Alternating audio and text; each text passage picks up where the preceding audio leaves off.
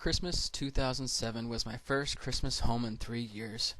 I'm in the United States Navy, and being in the Navy sometimes means you are called to stand the watch, even on Christmas Day. This was also the first Christmas my wife and I had spent together since we got married, and I was real excited. About a week before Christmas, we decided to take a trip up to Elkridge, Utah, to visit my sister Heather and her family.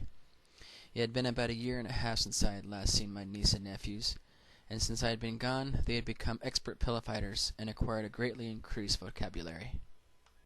But the main reason for our visit was to see my newborn niece, Sophia, for the first time.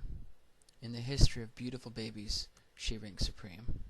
Sleeping most of the time, she isn't against smiling during a good dream about Mommy. It was great also to have some good guy time with my brother Adam, whom I miss hanging out with due to his humor and not taking himself too seriously, and my brother-in-law Kevin, also for his humor and street-smart intelligence.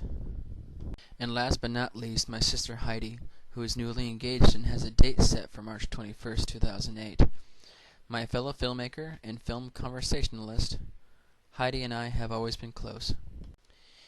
It was a great relaxing time, whether vegging on the couch, playing Couch Monster with Alexia, watching James demonstrating he can run faster than a speeding bullet and is impervious to everything but kryptonite, or watching William's mad skills on the recorder. It was then time to go. We said our goodbyes and headed back to San Diego to spend Christmas Eve and Christmas Day with both sets of our parents. We got to go to my parents for Christmas Eve, for a traditional Christmas Eve buffet of meatballs, cheese ball and crackers, nachos, and we were able to give them our gift. We also gave them a framed picture of us. On Christmas Day, we went over to my in-laws, and I could not wait to give my brother-in-law David his gift. He isn't much into gift receiving. Sometimes you never know what to give him. However, I knew he liked spicy things. We found a jar of hot peppers from hell, which were aged habanero peppers. He plans on waging payback on a couple of friends of his.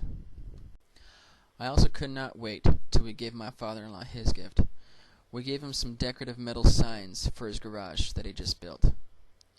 He fills his garage with his classic Dodge cars, which are his hobby and part of his retirement. Later, David took his nieces out one by one for a ride on his new quad. They had a blast feeling the wind in their hair as they went up and down the street with their uncle. A girl from church needed to pass off a requirement for her Young Women's in Excellence Award that our church sponsors. As part of a major service project, she coordinated a collection of over 50 toys and donated them to Rady Children's Hospital in San Diego. We gave her a ride in Dad's truck so we could haul them down there. I decided we will have to do that every year. A blast.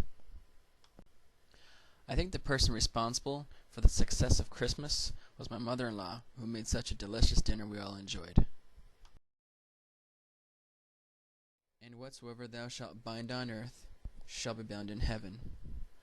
The purpose of Christmas is to bring family together no matter the struggle, to celebrate, to love, to remember the bond we share as one family. This can very easily be the best Christmas I ever had.